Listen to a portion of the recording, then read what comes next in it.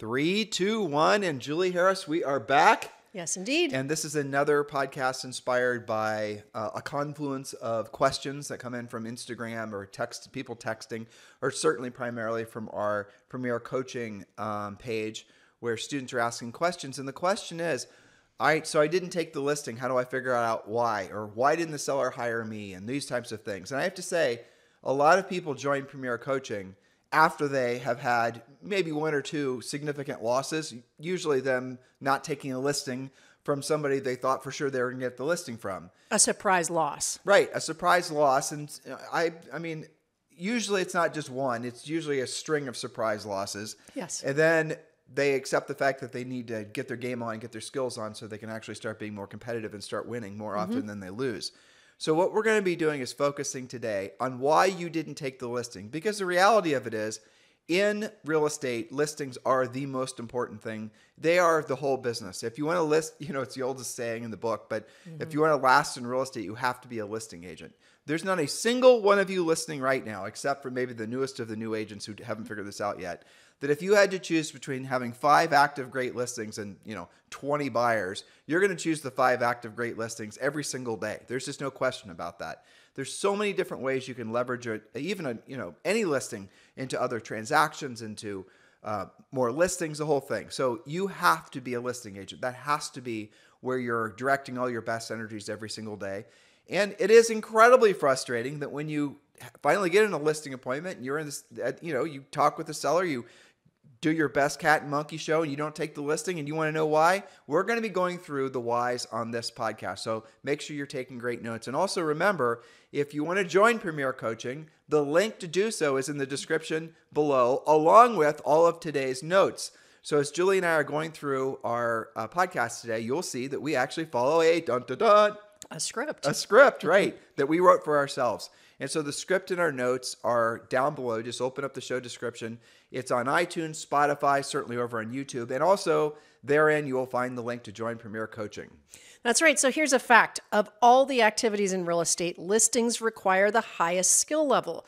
Working with buyers is physical labor. Working with listings is mental labor. Let's hover there, because you thought of that, I don't even know, probably 15 years ago. And I think that is one of the most true truisms in real estate that there ever was. And can you really drill down on specifically what you meant by working with buyers? So people working with buyers are going to go, oh, what are you talking about, Julie Harris? Working Yes. with buyers also requires skill. Sure. Okay.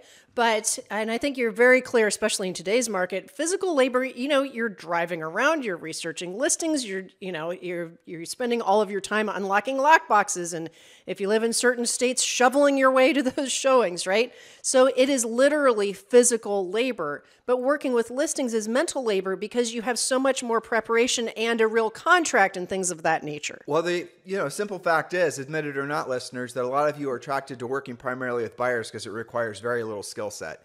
Because there is not a single one of you listening, and Julie and I have sold thousands of homes, okay? So let's just put this in perspective. There is not a single one of you listening that has ever actually sold a house in the sense that you sold them something they weren't going to buy anyway. You did not, maybe an investor, that might be an aside, but a normal buyer, you open the door, or even if they see it from the street, they're going to buy it, frankly, whether you're there or not. There is no such thing as talking a buyer into buying a home that they didn't want to buy anyway. It's impossible. It just is the same as there's no such thing as talking a seller into selling their home that they don't want to sell. So yes, technically you sold the house, but really the house sold itself. And so you know that, and you've experienced that, and buyers are going to buy anyway. And the other thing with working with buyers is because the buyers, at least up until probably, recently, they are not actually even aware, many of them, how you're getting paid. They're not paying you. You work for them, or at least, their perception is that you're working for them for free because they're not actually paying you any money. Because traditionally the seller has been paying the buyer agent commissions. Will that be changing in the near future? As we've been warning for the last 5 years, we do believe it will be. But for now, and for this podcast, that's why. You haven't had to justify your commission to the buyer. You frankly haven't had to learn that many sales skills to sell the house to the buyer. They were going to buy it anyway. And what did you have to do? You had to be yourself. You had to be friendly. You had to be social. You had to, probably write a decent contract. Write That's true. Yeah, but even that's automated anymore. A lot of the contracts autofill. Yeah. So contrast that with the skills required to take a listing, right? So the seller is much more in tune with the fact that, yes, they are indeed paying you. So you've got to justify your value. You've got to show your value during that appointment. You might even be competing for it. And I think there's another big difference between buyers and sellers. Buyers are usually very excited by themselves or getting something. And sellers, not always so much. There's lots of different circumstances you've got to navigate through with the seller. You have to do a seller's net sheet. You have to show all that value. So that is skilled, working with buyers is physical labor, listings is mental labor. Now, here's a myth that floats around in real estate offices. Here's the myth. It's okay, and you should expect to list only 50% of what you go on in terms of listing appointments versus listings taken. Yet, you wouldn't accept a grade of 50% from your kids, so why do you think it's acceptable for you? That's a failing grade. So we're going to look at least 10 reasons, I think I ended up with 12 here, that agents don't walk away with a signed paperwork on a listing appointment. We need to actually, I think, talk a little bit about that. If anybody who's in a position of leadership or management, anybody that you're seeing as somebody you should be listening to for, let's just call it advice or coaching with regards to your real estate career, and they tell you it's okay to win only half the time, you've got to understand that that person is not, frankly, good enough for you. They're not qualified for, you should not be listening to them is what I'm trying to politely say. No, because exactly. They're telling you to basically think of all the huge effort and the frustration and all the things that the mediocrity they're trying to get you to sign yourself up for. So if someone says to you, and I've heard this in the coaching industry, you and I have for the last 25 years, you have to assume that you're not going to take 50% of the listings. That makes zero sense to me. If you've set a pre-qualified listing appointment, if you know the person's motivation, if you set a pre-listing pack, if you give, essentially our listing presentation, you're going to win like 100% of the time. That should be the expectation. You take 100% of the listings you go on. Most of the work as a listing agent is done before you even get to the house. Or it should be, assuming that you follow this 7-step listing process, which, by the way, you have a podcast from us about. Okay. And it's also obviously in Premier Coaching, and I told you the link, and you can join Premier Coaching for free. Just scroll down and just click join. It takes like 7 seconds. That's right. So another fact, listing agents do make more money and have more solid businesses and more free time than buyer's agents do. The more listings you have, the more security you'll have mentally, emotionally, and financially, especially in today's market. Now, here's another fact, and then we're going to get on to our reasons. Becoming a successful listing agent is the most challenging, most skilled-based, and highest paid part of your job. Not becoming great at this is a liability to your career. So make the commitment to learn the most important part of your job as a real estate professional. All right, now we're going to go through these next points relatively quick because we've edited these a bunch of times, and so they're pretty self-explanatory. But really, here's the conclusion for the introduction. When you're a listing agent, you have leverage. The listings act as leverage for you. When you're a buyer's agent, you're the leverage. That's essentially the way to think of it. When you're a listing agent, you're going to have 5 listings. Julie, I'm surprised you didn't tell the story, but someone sent us a picture once of her golden retriever in front of a fireplace with a cup of coffee, and on her iPad, she was listening to our podcast, and she was messaging us with that image, explaining to us that. And it was also a big snowy ass day. Do you remember who that was? I do. It was Mary in New York. Okay. And so there was snow in the window, it was like a blizzard outside. She said, I finally realized the power of being a listing agent because I'm here in front of my fireplace with my golden retriever, and I've got other agents slogging through the snow showing my listings. In fact, I've got pretty much every buyer's agent out there looking for my listings, and here I am enjoying my afternoon just calling other sellers to get even more listings. So you see, it's even a different lifestyle than a buyer's agent. And if for those of you, this isn't one of your myths, but for those of you who believe there's not enough listings out there and I get it, it doesn't seem like there's a lot of inventory. I'm just going to summarize it by, putting it this way. For every listing, there's a buyer. For every buyer, obviously, there's a listing. So if you look at the total number of transactions that happen every year, it's almost always 50% buyer sides, 50% listing sides. So why don't you just choose to be working on the 50% that's going to give you the leverage versus you being somebody else's leverage?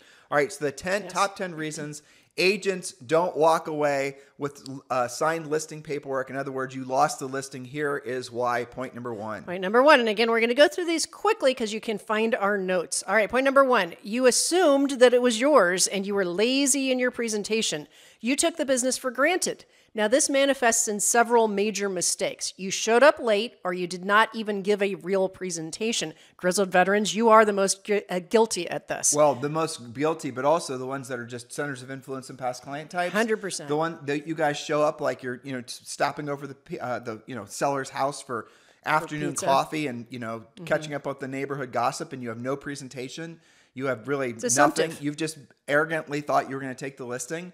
And then you find out you lose the listing because you competed against the new agent who you didn't even know their name, whose ink hasn't even dried on their real estate license yet, but they followed our listing presentation. They sent a pre-listing pack. They didn't take the business for granted.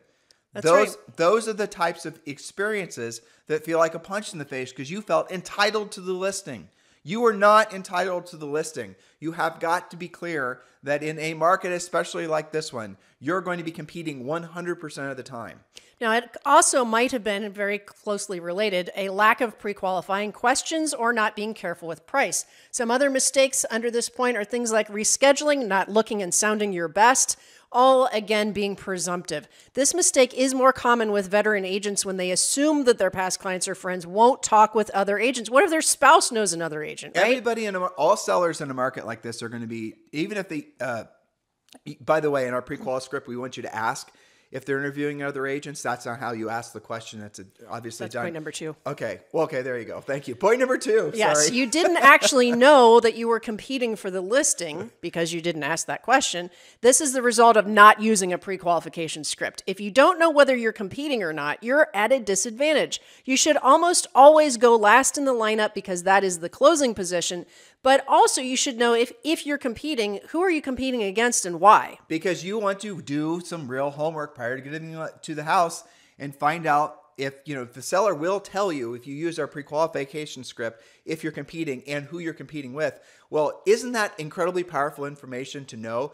Let's say, for example, you are a decent producing agent, as most of you are, and you're now finding out, you're listening to what we're saying, you're finally ready to get your game on, you're going to take your listing process and your listing presentation, you're going to take all this to the next level. That is the biggest bang for the buck you can be doing right now. Some of you are saying, I'm going to work on my brand, I'm going to work on my logo, I'm going to work on my lead funnels. No, the best thing you can be doing right now is really drilling down and becoming the most powerful listing agent. That's what's going to put money in your pocket the fastest. That's what's going to keep money in your pocket the longest, because that's a skill set that won't, obviously degrade, provided you're, staying on top of it and going on listing appointments and whatnot and staying frosty. But at the end of the day, the bottom line is you've got to be following a process. You have to be following a system. And if you know who you're competing prior to going on the appointment, you can do some homework on who those other agents are. So let's say, for example, you are the Midland agent. You sell a decent number of homes per year. The seller tells you who you're competing with. Go to the MLS, find out exactly, does that agent even sell in your marketplace? Has that agent had a lot of expireds? That'd be good for the seller to know that, Mr. Seller, do you realize Bob has essentially listed 10 houses and only 5 of them sold? Or Bob hasn't actually ever taken a listing before. I've got an example of that, okay? Coaching client out in Long Beach. Got tired of losing not once, not twice, but 3 times to the same discount agent, okay? Now, how did she know that? Because the 3rd time she finally started using the pre-qualification script, found out it was the exact same agent and was going to use the same jib-jab, cut the commission probably overpriced. Now, she did what you mentioned. She looked up that other agent in the MLS. And she went to that next listing knowing that that agent had only taken 2 listings ever in their career and had done something like 18 buyer sides. Use that in the presentation to say, you do want a listing agent, right? Not just somebody that specializes in buyers. And in that case, won that time. But it wasn't until she had lost twice and finally did the research and finally used the pre-qualification script that she started winning. Well, this is all, you can learn this like she did. I know who you're talking about, by the way. Through experience, i.e. losing. Those are expensive lessons. In her market of Long Beach, she probably lost $30,000 because she didn't follow the pre-qualification script. Yep. That's expensive education right there. Mm-hmm. I mean, don't lather, rinse, and repeat that. That's maybe 2 years of going to a state college or university. You guys get what I'm saying? That's called dumb. Don't lose because you didn't follow the system. Pre-qual every single time. Never go on any listing appointments unless you know the answers to all the pre-qual scripts. That's right. Point number 3, you didn't know what price the seller had in mind before you showed up. This doesn't mean they're right about the price, but you should know what's going on in their pricing brain before you present your CMA. Sometimes sellers know about private sales that may affect pricing, and the market is full of sales like this currently. So here's a secret. Don't ever allow the seller to know more about comparable sales than you do. The only solution to this is the seller pre-qualification script, where you ask questions like, which recently sold home in your neighborhood is yours most similar to?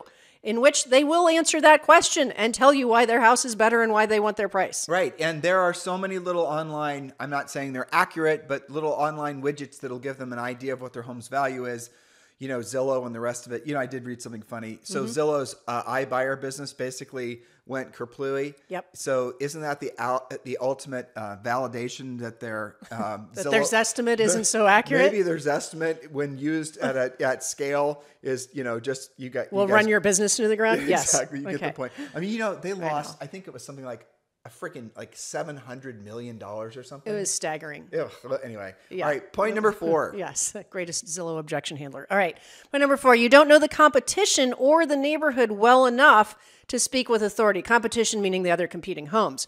Secret. Preview the competing homes. Know the average days on the market, not just for the town or city, but the actual neighborhood. Know the list to sell price ratio for the latest comparables, and know if that's going up or down or remaining stable. And we do need to put in there, I just scanned your points. I don't think you have anything in there. Nope, you don't. Definitely with Julie's, that point that we just talked about, make sure you know all of the new construction competition. The new construction competition will, new homes in virtually every market. Obviously, there's some, you know, reasons why this won't be true, but new construction will almost always hand resale homes their butt. In other words, new construction is that much more desirable. And right now, new construction also, because a lot of the builders are buying the rates down by something like 2%, you can walk in right now to most new builders and get a rate, a 30-year fixed rate in the 4s. Yep. And that means also the seller, or rather the buyer, is going to be able to buy a new home that's probably bigger with a more modern floor plan and all the rest of it, which will cost them less money because there's not going to be, like, a resale is always going to have things breaking on it. You guys know what I'm talking about. There's no such thing as a house that doesn't break, like, it doesn't break all the damn time. I mean, we have dozens of rentals, let me tell you. Yep. They break all the damn time. But the moral of the story is new construction is much easier to sell, much more appealing.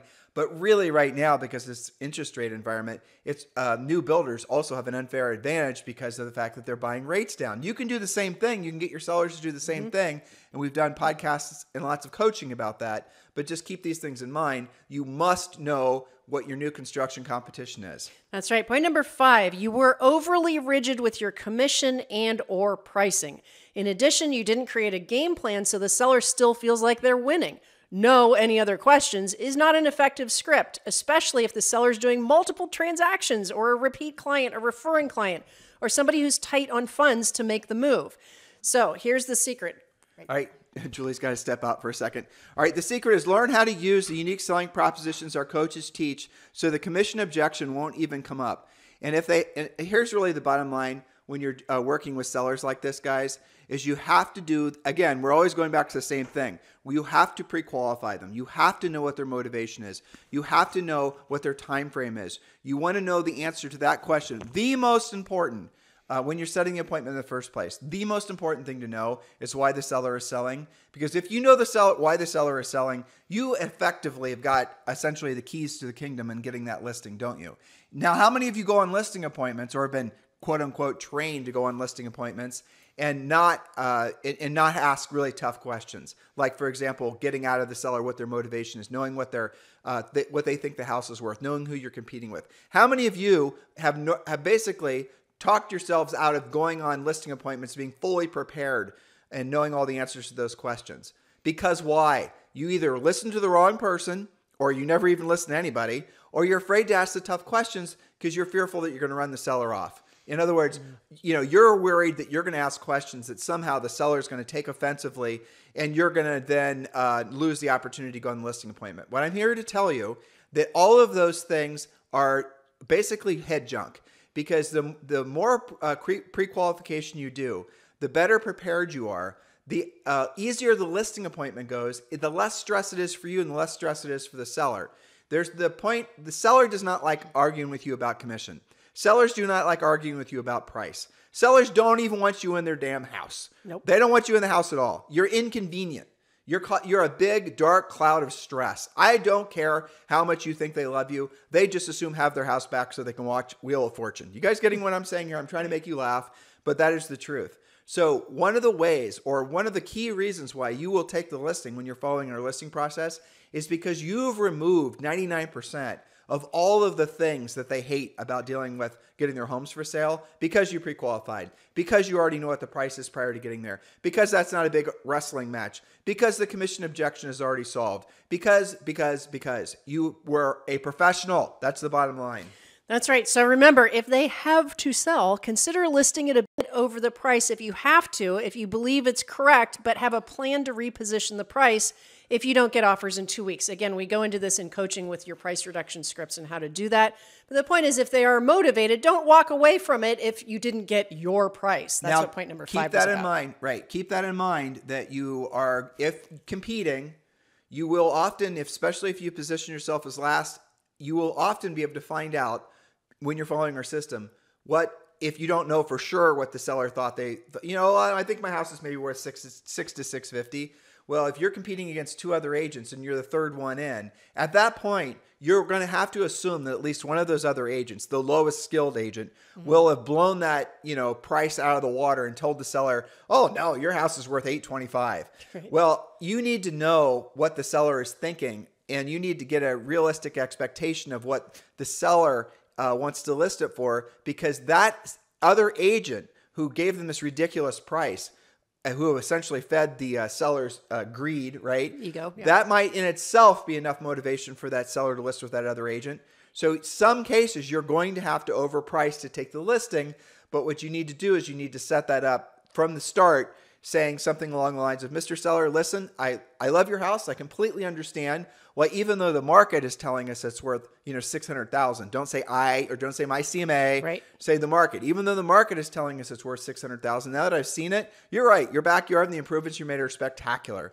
And this is an extraordinary house and doesn't necessarily fit any of the most recent sale comps. So let's go ahead and let's price it at, $639 or whatever. Let's go ahead and price it at $639.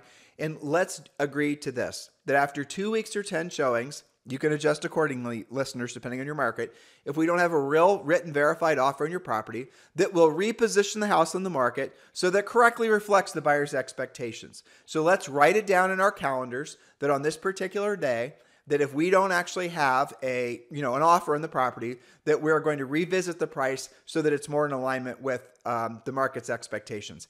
Look at all the words I didn't say. I didn't say lower the price. That's the main one.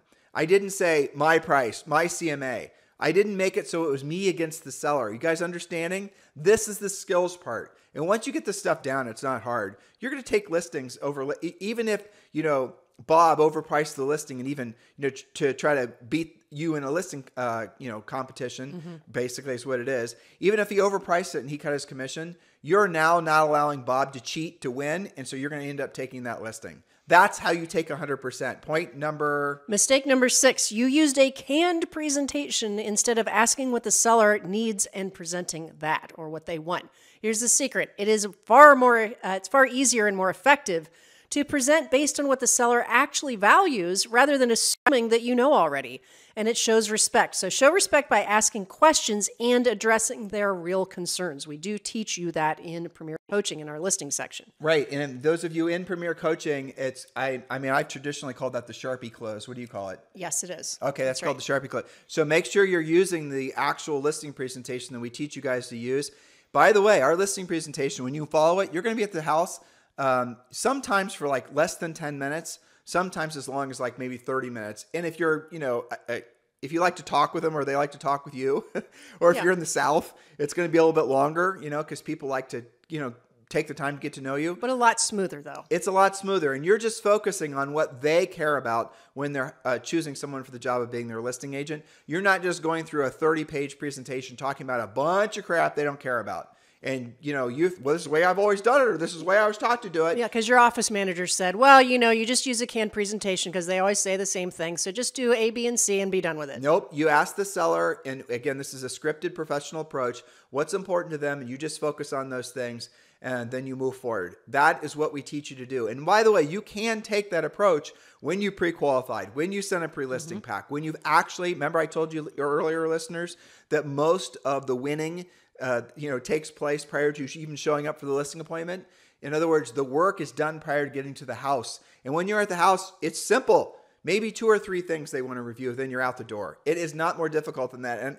And you won't believe me when I tell you this, but many of our coaching clients over the years have experienced this as well. And I remember when Julie and I were experiencing this when we started, when we were selling real estate, is that you will, because of the fact you pre-qualified, because of the fact you sent the pre-listing paperwork, because of the fact that within the pre-listing pack, you sent net sheets and you sent the actual listing paperwork for them to sign. You've done all the heavy lifting ahead of time. You will walk into the house sometimes. They will hand you the paperwork and they're like, they're on. Here it is. I've signed it. Goodbye. Have a nice evening. Exactly. I remember the first time that happened. It was awesome. I remember exactly what it was like. Yeah. Because you and I thought, well, it was a more expensive house. And we walked up, we went on more expensive listings together. We walked up, the seller opened the door. They handed us the folder back that was the pre-listing pack, handed it back. Everything was signed and said, let me know when your photographer's coming by. Bye-bye. Literally, that is how it happened. It was less than a 5-minute conversation. Yeah, exactly. And then it started happening, like for every 10 appointments that we would set, it started happening I'd say maybe 10% of the time. Yeah, but it was like, okay, well, that obviously works. Well, I'll even take this to the next level because this happens too. When you guys become really, really good, the competitors, air quoting competitors, they don't even want to compete with you anymore. So we would have situations where we would go on listing, we would set listing appointments, we would be the 3rd listing appointment, and then the seller would say you're the 3rd, and then the other listing or the other competing agents would cancel the appointments because they knew they were competing with us. That was awesome. Yeah. And that can be you guys too. So use this checklist to be properly prepared. Now, the mindset, as you were talking, I was reminding myself, I've had this conversation with coaching clients. The mindset of a listing agent is that they are competing from the second they set that appointment. By sending the pre-listing package, by showing up on time, by doing all these things, it's not just right when you're in front of them. Julie and I and all of you should not ever accept losing. Find it like... It should be offensive and repulsive to you. That is exactly what it should be. It should be repulsive. When you lose, you have to be intolerant of that loss, and you must find out why you lost. And the worst thing you can do is blame something external. Well, they listed with the other agent because they told them a higher price. Oh, they listed with the other agent because they told them a lower commission. Oh, they listed with the other agent because they know him from golf, or blah, blah, blah, blah. You and your long list of excuses, what you're really doing is you're trying to shield yourself from having to feel the pain of the loss. And with that pain, usually comes massive opportunities to learn and for you to get better, because you're not going to want to feel that pain again. So if you remember, Julie was telling you the story earlier about the gal in Long Beach who had to feel the pain twice until on the 3rd time she actually decided she didn't want to experience it anymore. There's an old lesson, their old proverb. I need to actually take the time and Google where this came from. But a smart man learns from his mistakes. A brilliant man learns from the mistakes of others. Signing up for coaching, following our program, that is all about avoiding these costly mistakes. The average commission is what, $425,000. You're going to assume that it's going to be well over $10,000, the average commission. Yep. If you set an appointment and you lose the listing, you're not just losing $10,000. You're losing maybe if that seller was going to buy something. Maybe you were going to sell that house yourself to your own buyer. Maybe the neighbors were going to list with you when they saw that you sold the house. These losses are too damn expensive for you to be experimenting. Point number 7. Point number 7, or mistake number 7. This is so easy to fix. You showed up late. Being late is a huge mistake. Arriving late shows disrespect and will mean that you are already on bad footing before you even open your mouth. Early is on time is late, and when you're late, you lose. Here's a secret. It's not just the analytical types, but it is especially them, that look to see if you're on time. Show up early and don't park in their driveway. Call first to confirm. Be professional if you expect to be paid like one. This is all part of our listing process. It's all real drilled down on coaching. There's a lot of little micro steps. Julie just mentioned one, don't park in their driveway. There's a lot of little micro steps that you need to be following that give you an unfair advantage. There's little tiny things that you need to be doing when you're going on a professional sales listing presentation that will make it so that without the seller even consciously realizing why you're different, they will feel that you're different. Even if you're a brand new agent. Hey, guess what? Julie and I sold over 100 homes our first full year in real estate. We were brand new. Not a single, one of the sellers, Carl, we knew. Yeah. Nobody else did we know. These were all appointments from Frisbo's, expireds, and then us getting momentum, doing open houses, all the things we teach you to do in Premier Coaching. Not from buying business, guys, not from branding. All of the things that we did are the same things that tens of thousands of agents have done in the last 20 years Julie and I have been coaching. And it's worked in their markets, in all price ranges and all, economic situations, whether it's a recession or a recovery or who the president is, doesn't matter. The fact is this listing process works. This listing process, our listing process, is really the heart and the soul of our coaching program. Point number 8. 100%. Okay, number 8, you didn't use a pre-listing package, or your pre-listing package looks like everyone else's. Without a great proven pre-listing package, you're signing yourself up to hear objections. So you always have to remember, we have a broad audience, right? So like 18,000 are listening to this. I promise Maybe they don't know what it is. 9,000 don't know what a pre-listing package is. Fair enough. Okay, so it is your silent salesperson. Your pre-listing package covers all of the objections before you get there. It talks about what makes you different. Those are called USPs, unique selling propositions, because that's what the seller asks. What makes you different? When you join Premier Coaching, we have created the pre-listing package for you. It is done. It is not canned. We want you to go there and personalize it. By personalizing it, we don't want you to change the nature of what the content is. But like, for example, the About Me is going to be about you. You're going to have testimonials are yours. Testimonials are going to be yours, things like that. But do your pre-listing package, because your pre-listing package is actually your silent salesman. Include the other things that we ask you to include when you're sending your pre-listing package out. Guys, if you had right now sitting on your desk 10 completed pre-listing packages as we have coached you to do, those 10 pre-listing packages represent, at least in many of your markets, over $100,000 in winnable commission for you. You now have to go out basically and find the motivated sellers after you pre-qualify them using our pre-qualification script, and you will be shocked how simple and elegant and streamlined our listing process is.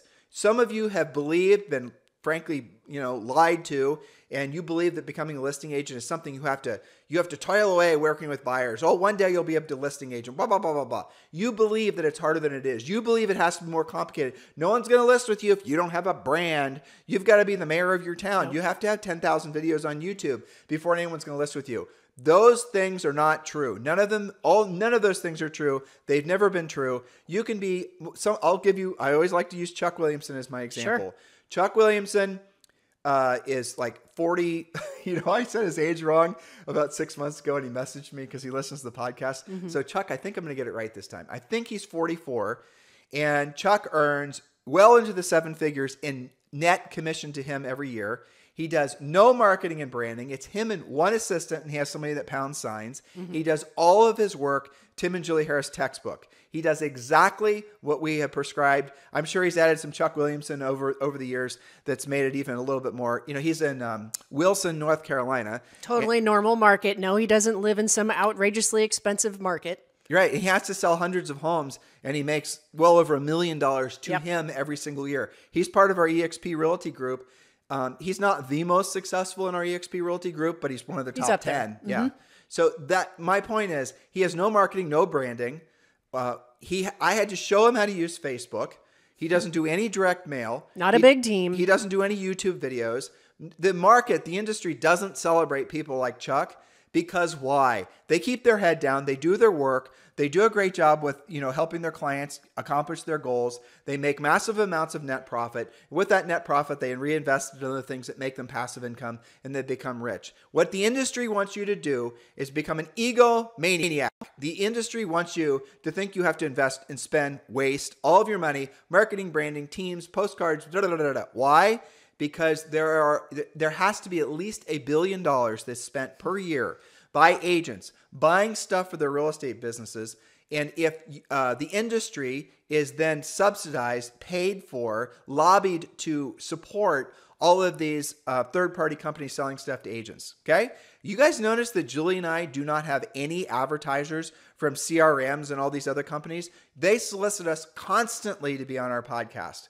We could probably sell at least, I bet you $3 or $4 million worth of ads per year on this podcast if we allowed those types of companies to market to all of you guys. But we won't do it. Now we will allow maybe it'll be Nature Box or Everplate or something like that. But we're not going to allow all these companies who we know most of their products you don't need, and most of their products don't do what they promise they're going to do.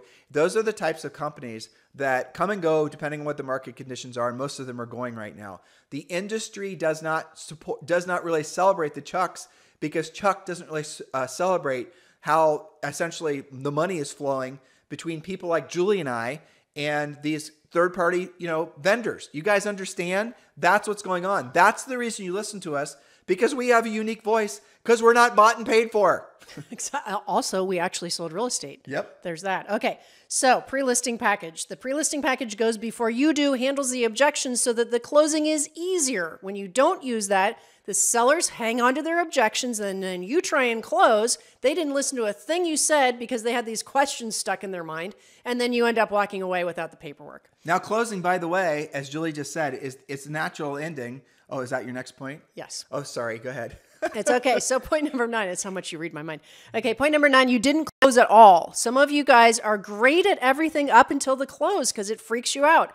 If you find yourself walking out the door saying, okay, I'll follow up in a few days, you're not closing. You didn't actually ask for the business. This seems like such a small point, but many coaching clients report that simply asking directly for the business has made a huge difference in their appointment to listing taken ratio. And you follow our process, there is no, you're not working up to some crescendo of stress where it's time to basically turn the light on them and, put them in some sort of old school 1950s cop show where you're interrogating them and get them to sign contracts. You don't have to get out your meat cleaver, the threatened smashing fingers. It's not like that. Closing is a natural end to a great presentation. And that's the problem. They run into problems because they didn't do a great presentation because they didn't use a pre-listing package which handled the objections before they got there. Do you see how all these things are related, right? That makes the close very difficult and awkward and potentially confrontational. You know it's potentially confrontational, so you end up not asking for the business. Because you're not a professional. I remember very clearly, we had somebody in a presentation where we were doing it live. It was in Hawaii, who stood up. He was a very nice guy. I was actually surprised how transparent he was. Said he lost a listing. He was, in front of all the agents in his office. Yep. You remember? I do. And he asked me why I didn't take the listing. And he gave some good details, and I saw quite a few things. But I said, it's because you didn't essentially you did not deserve the listing because you did not, you didn't provide the value. You did, in the eyes of the seller, they didn't feel like you provided the value. They did not believe that you were worth paying to sell their expensive house versus whom they hired. And that was his fault for not having, guess what, pre-qualified, sent a pre-listing pack, knew all the ebbs and flows of what was going on in the seller's life. Then he would have actually done the job. Then he would have taken the listing. Now, some of you guys will rationalize your losses by, making up excuses, or you'll say, well, this other agent or this other brokerage, they promised all this extra marketing, or they're going to fly the Goodyear blimp over their house and all the rest of it. All of that stuff, guys, all of the stuff that floats. Matter of fact, you might even ask the seller why they listed with the other agent, and they might tell you it's because of the marketing and whatever. Well, that is a really shitty way to find out why you didn't lose the listing. Doesn't it make sense that you had already covered any potential objections or any potential little gotchas that your competing agents are going to throw your way during a competitive listing process? You have to cover that ahead of time. That's what the pre-listing pack does. The pre-listing pack in our process eliminates all objections before you even get to the seller's house, and frankly, objections that maybe the seller hadn't even dreamed up yet. Well, right? Okay, so why do sellers, when you don't use a pre-listing package, why do sellers just ask you, will you cut your commission? It's because they don't know what else to ask you. And that's why the pre-listing package shows them what they really should be valuing. And I have to point this out because I hear this from coaching clients so many times. Once they start, after they polish their pre-listing packages and they understand how to present it, they always say the same thing. I used it for the first time, and oh my gosh, that was so much easier. The seller does not want you in their house. The seller does not want to negotiate price terms or commission with you. The seller, like I was joking with you earlier, listeners, wants to go back to watching Wheel of Fortune, right? So you represent stress in their lives. When you send a pre-listing pack, that makes the whole damn process easy, removes all the stress, and makes you the next natural, obvious choice for them to be their listing agent, they are grateful for that. That's right. Only when you do it right. Okay. Point number 10, you overdid the pre-qualifying. This is what happens after they start using a pre-qual script, right? Sometimes the mistake is when you overdo the pre-qualifying and you actually talk yourself out of the listing appointment. This is a common mistake that is rooted in fear of success. Remember the previous rule that if they have to sell, you have to take the listing unless they're severely overpriced or just too combative. Here's your rule. If they have to sell, you have to list it. That's it. Yeah, even if they want a little bit higher than you do. It doesn't matter. I mean, Julie was telling me about a listing appointment. Okay, go ahead and tell him. The one you were telling me about. Gunner. Gunner listens too. Okay. Hey, Gunner. Out in Seattle. Okay, so the seller prospect, let's just say, is in the adult entertainment industry. All of the bedrooms are painted black, and a lot of other, let's just say, kind of sketch, not exactly staged the way that you would want. However, why would you take that? It's going to be tough. It's going to take over $100,000 to rehab that. So they're going to have a choice. Either just put it on as is, or do the work and maybe ask a little bit more. Why would you want a listing like that? Here's why. Because the seller's getting divorced, has to sell the house. Somebody's going to get paid a commission on that house. Hold on. Did you talk about the black walls and the fact the guy was a porn star? Oh, I said it nicer than that, but yes. Oh, no, tell the whole story. Don't skip the best part. No, that's right. I said adult entertainment. Yeah, but he's a porn star. Don't skip the details. You're not giving any names. It's fine. No, it's okay. So yes, the house has, let's just say, decor issues and needs to be fixed up. Now, it would be easy to over pre-qual and say, why would I want that listing? I don't want that listing. That's going to be a nightmare. I'm going to have to overcome all these things. But applying that rule, Gunner and Brian co-listing with you, the seller has to sell, so take the listing. Don't over pre-qualify. Many agents would have just walked away from that. Okay, point number 11, you weren't prepared for any or all of the common objections. We handled this a little bit talking about the pre-listing package, but here's the common objections that the pre-listing package will handle. I'm going to probably list with the neighborhood expert, specialist, etc. I'm considering listing with my friend. I'm also interviewing the agent who sold me the house. I'm not sure where I can move since there's nothing for me to buy. By the way, we have podcasts about how to handle that specifically. Why do I have comps that you don't have? So here's the secret. Always research your competition. Tim talked to you about that earlier. Who sold them the house? Who markets in their neighborhood? Whom did they say they were interviewing when you used your pre-qual script? You did use a pre-qual script, right? So another secret, always know the stats on those agents. What is their expired rate? How long have they been in the business? How many listings do they sell versus buyer sides? Do they have any suspensions to their license? These are all things that are easy to find out. So when Julie and I, after we'd been in real estate for 3 or 4 years, we were usually one of the top 20, sometimes the top 10 agents in our board of realtors, right? We sold in Central Ohio, so it's a Columbus board of realtors. And so what we would do when we would be competing all the time. We never had any easy listings. Towards the end, like we'd have more repeat and referral. It became 50% of our business. But we go on these listing appointments, what Julie and I would have is in our briefcase, we would bring along, especially in the more expensive listings, we would bring listing appointments. We would bring a list of the top 100 agents in the board of realtors with all their statistics. How many of them are the list side? How many of them are their buy side? Mm-hmm. What's their list to sell price ratio? What's their days in the market? Actually, I think it was the top 300, mm-hmm. right? And so we would be on a listing appointment and, the seller still was like, you know what? I know Bob from the tennis thing and our kids play together. And I'd say, well, here's Julie and I are in, Columbus right now. We're in the 3rd top agent in listing, and maybe in your market, we're the number 1 listing agent. So here's the top 300 agents in the board of realtors. Why don't you see where Bob is? And I know guys, that is aggressive. And you're right, it is aggressive. But guess what? Julie and I only accepted 100% of the listings we went on. We would not accept 50%, let alone 90%. Not losing. Nope. Well, here's what you discover, that Bob was not truthful representing where he actually was in terms of sales. And so he may have, I think, blew up their perception of him by saying, I'm the Double Diamond Ruby Award. Or right. There's always an award to brag Always about. An award. Always some board of realtors award. So attendance. I remember watching the sellers in some of these situations. We wouldn't do this every time. Like I said, it was only a tool we'd pull out of our toolbox when necessary. But the seller flipping through and it just not even seeing Bob on the list of the top 100. Well, keep going. Let's see where he wasn't on the top 200. And maybe he was like 298. And Julie and I were like number 3 or 4. And I remember the sellers' reactions when that would happen. And usually it was the end of the, okay, they wouldn't even say anything. We're going to list with you. That's the kind of competitive advantage that you only have after you've been successful for at least 3 or 4 years doing what you don't want to do when you don't want to do it at the highest level. That's the reason that once you actually have worked doing what you don't want to do when you don't want to do it at the highest level for a long period of time, you cannot stop. You still build momentum, but things do get easier. There's no two ways about it. So we teach you guys all this in Premier Coaching. We want you to win 100% of the time. Losing literally costs you too much money.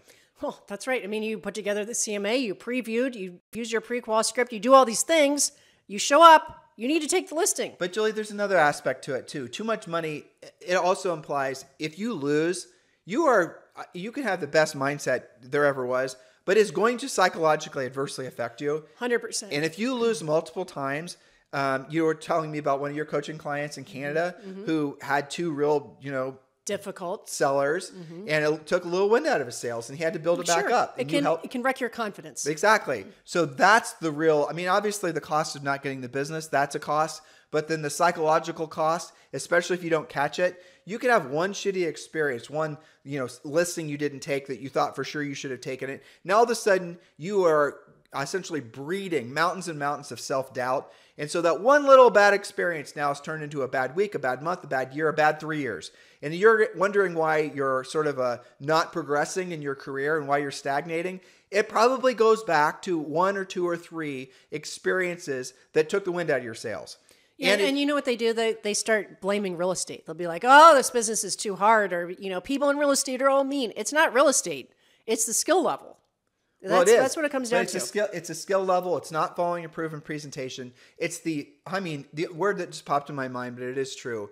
It's the arrogance of believing that a skill set in one market will translate or transfer to another market. It's the arrogance of believing that you can get into real estate and somehow, magically weave together an incredible listing process, listing scripts. There's so many of you listening who make your lives so much more difficult than they have to be because you don't just follow a proven path. Why don't you do it?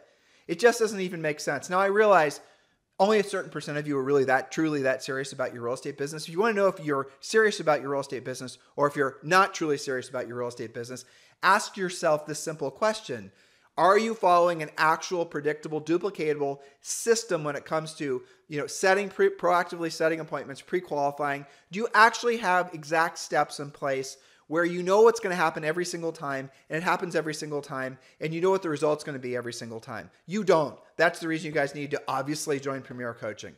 Don't wait around to have the failures essentially make it so that you psychologically and financially can't stay in real estate. It's tragedy when you allow that to happen. So use this as your wake-up call. That's right. So you don't have to be perfect at everything to be a successful listing agent, but you do have to be perfect about some things. Review what we just talked about. Start to polish your listing skills by improving the following. Here's your short list. This is what we do in coaching to turn you into powerful listing agents. Generating the lead in the first place, obviously. We've got to talk about lead generation. But moving on to following furiously fast lead follow-up, using a pre-qualification script every time, sending a proven pre-listing package every time, using our 7-step listing process, always show up at least 5 minutes early, ask questions and deliver your presentation based on what's important to them. Okay, so here's the bottom line, guys. We've given you a lot of information on today's show, and hopefully we've somewhat entertained you. We always have stories, right? Yeah, we do. We love yeah, it is kind of funny. I don't think our stories, our personal stories from our personal real estate career are anywhere near as good as our coaching clients. I know, and I am collecting them. I'm going to turn them into a book at some point. Yeah, let me end with a funny story. Okay. All right, so... Which one will you come up with? Oh, I know which one. Because I don't know. I'm debating whether or not I should say who the name of this celebrity is, and I just decided I'm going to. Uh-oh. All right, so I get a call from a long time. He's more of a friend now than a coaching client, but he was a coaching client for a long time. This must be Ben. Named Ben. Yeah, Ben Salem out in LA. And Ben is a fantastic agent. He's a really good guy. Just Julie and I, when we were out in California, we visited with him and his family. Just brilliant people. All right, so Ben gives me a call. And he had on the other line Charlie Sheen. And this was back, some of you, probably most of you remember Charlie Sheen, but there was a time when he was a mega celebrity, and he had this, one of the things he bought back in the 80s, I think, was this huge mansion. Well, actually it wasn't even that big, but it was a mansion in, obviously in Beverly Hills. And so in this mansion, it was exactly like you'll picture it. You can find pictures of it online. It looks beautiful, but it's definitely dated.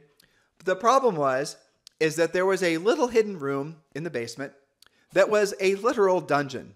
And yes, that kind of dungeon. The dungeon that you're envisioning right now, that type of dungeon. Yeah. And it was not something, obviously, a lot of people were going to be that enthusiastic, having some sort of really, I think, something that looks like, let's just say it was very specific. lots of, whips and chains and pulleys and, red and black and just disgustingness. You wouldn't want to go in there with a blue light is what I'm trying to say to your listeners. Yeah. All right. So Ben is trying to do his best and trying to explain to Mr. Sheen while I'm listening in and, kind of coaching him as to how to work through the issue of a condition issue compounded with a sex dungeon issue. Okay, you guys get the point. Can you imagine the feedback? Well, the funny part is that a lot, some of the people looking at the house were also celebrities. And usually when you have in LA and these really expensive listings, there are NDAs that are signed. There are, forms that are signed. The listing agent won't be allowed to be at the house during the showing because so-and-so is seeing it. Sometimes the celebrity, if, certain profile or levels of celebrity, they don't even look at the house. They send their assistants and their assistants take videos.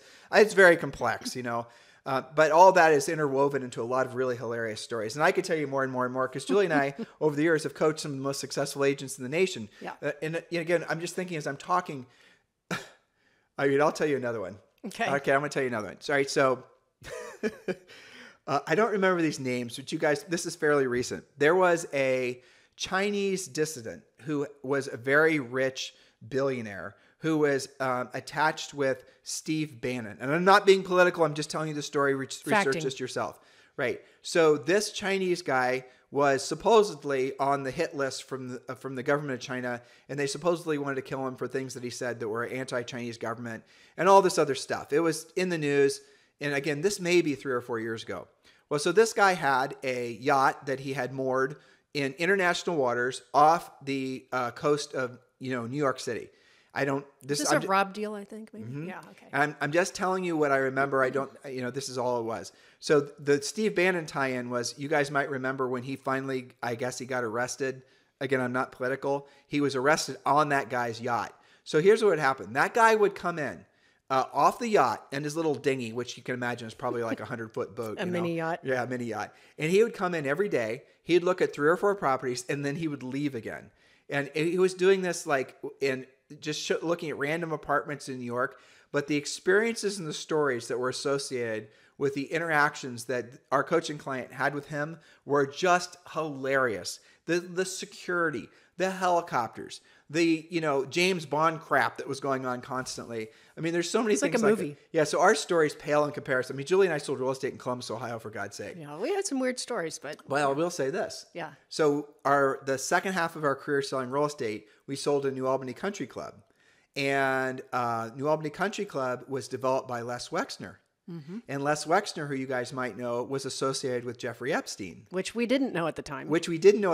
But we, a lot of the people you guys read about in the news, Julie and I knew through social connections, or we were at parties with them, and we'd seen all of them. And guess what? We knew they were bags of creep when we were there. Right. I mean, they were. Something just didn't feel right. Yeah. No, they were creepy as hell. And everyone who was had been part of that social circle for a long period of time, who they knew we weren't. We were bootstrap types that sort of found ourselves walking amongst the billionaires. They would warn us. Yeah, and the levels of security were pretty outrageous too. But yes, it was. I mean, there was Mossad walking around protecting Wexner, and Wexner has. We went to some parties at his house. Oh my God, the house is ridiculous. But the art he had on the wall. He has what's rumored to be now the world's most valuable collection of vintage Ferraris. Mm-hmm. I mean, all these crazy things. But this happens only when you're a listing agent. Yes. Is the world of the story. Well, but there is a point to that too, which is, and this goes to the fact that it is mental labor, right? And it is a lot more interesting, I have to say. One of the things that we work with our listing agents in coaching is become more interesting yourself, study things, be able to look at the art in a high-end property. You know, when you want to sell luxury, you have to know something about that. Have those conversations. The people are really interesting. Well, you're making all my rambling stories actually relevant to the podcast, which I appreciate. I'm trying to reel this back in. Thank you for reeling me back in. But what she's saying is exactly right. We wouldn't be involved in those social circles back when we sold real estate if the people that had been part of those social circles for generations didn't at least find it somewhat interesting. You guys get it? Yeah. And so we had to become the people that they would want to be friends with. And that was, again, all part and parcel of our upward ascension. And so we had to, like Julie said, we had to study art, different architecture. We had to know about the things that they were interested in. And fortunately, most of them were interesting ourselves, Jeffrey Epstein aside. Mm-hmm. I mean, the fact is that those, where did they go for in the summer? Where were the places that they would visit out in Colorado? What were the, clothes that they liked to buy? What were all of that? And we've taught our coaching clients over the years. I remember when I started coaching Rob Johnson, he's the #1 agent in Greenwich, Connecticut. One of my favorite coaching clients of all time, frankly. We encouraged him. He already had a fleeting interest with a lot of different things that the aristocrats in Greenwich were interested in. Right. And so what I encouraged him to do was join a hunting club. Okay, when you're at the hunting club, I want you to really learn the hell about shotguns. Yeah. Now, I knew enough about shotguns because I studied it when you and I were, up and coming. So we too would be interesting to those types of people. Sure. And guess what happened? They ended up doing business with us, and they ended up doing business with Rob because he wasn't just showing up as a carpetbagger at this hunting club that was 400 years old or whatever. He actually knew about the different shotguns, knew about the history of it. When in Rome, right? Right. He knew about who the manufacturers were in England and Italy and all of the rest of it. That's fun, but that's really what it takes. Some of you guys are you're stalled. Essentially, you're stagnant.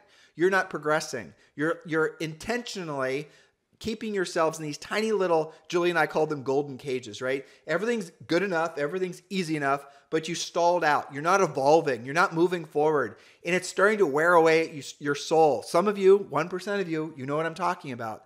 You need to put yourself back in a situation where you're curious. You need to make it so you're no longer the big fish in the small pond. And when you do that, it is scary, but it's also exciting. Makes you feel incredibly alive, and also makes you so much more. If you want to know how to have, everlasting levels of motivation, if you need to be motivated to do something, don't even do it in the first place. Because when you are needing motivation to take action, whatever motivation you get from some external source, it could even be Julie and I, it's not going to last. So you need to look for things that naturally align with the person you're trying to become. And then one thing is feeding itself. And now what you have is this never-ending wave of motivation because you see yourself progressing. That's what training is all about. That's what coaching is all about. That's why so many agents are moving over to eXp Realty. Look for ways to challenge yourself and just be always grateful because look, guys, we are all blessed to be alive at this time. We're all blessed to be in this industry. We're all blessed to be selling real estate in a market like this one because it allows this sort of embedded, the new agent or the agents that have always wanted to become listing agents, it allows for a level playing field because the agents that have been dominant in the country for the most part have never had to develop skills. Now, if you develop skills faster than them and you start competing with them, you will start beating them. That is what happens in a market like this. It doesn't happen in the other market because the sellers don't really care who they list with because they know the house is going to sell itself. So listen, guys, Julie and I obviously could talk for days. Sometimes we do. Yeah. We love the fact you've kept this the #1 listened to daily podcast for real estate professionals in at least the United States. It is our pleasure and our honor. A lot of you are moving forward and joining Premier Coaching. We certainly appreciate that. The links are in the show description below. If you'd like to join Julie and I at eXp Realty, we strongly encourage you to do that as well. Again, the links to do so are in the show description. Thank you, thank you, thank you. Thank you for the 5-star reviews. We certainly appreciate all the love and the support we've received from you guys over the years. It is our pleasure and honor to be at least your hopefully somewhat entertaining podcast host Hopefully. and your present or future real estate coaches. Have a fantastic day.